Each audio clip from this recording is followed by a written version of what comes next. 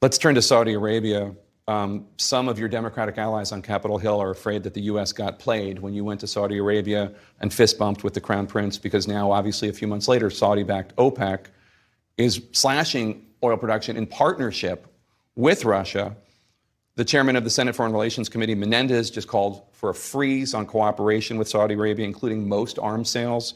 Senator Durbin, the number 2 Democrat in the Senate, says the Saudis sided with Russia against the United States.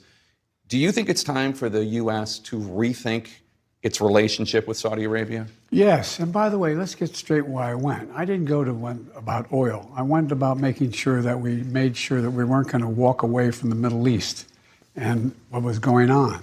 And by the way, today I just got off the telephone with the president I got off the phone with the prime minister of Israel and the president of Lebanon. They've worked out a deal. They've been at war, declared war with one another for a long time. They've worked out a boundary relationship along in the Eastern Mediterranean for oil. And they're going to make an agreement that is historic. We also got overflights for Israeli planes over Saudi Arabia. We got movement in terms of how we would deal in the Middle East with aggression from Iran. But it wasn't, there were eight other parties there. It wasn't about oil.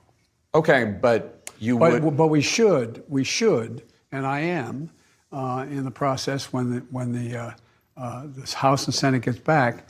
There's going to be some consequences for what they've done with Russia. What kind of consequences? Menendez says suspend all arms sales. Is that something you'd consider? I'm not going to get into what I'd consider and what I have in mind, but there will be consequences.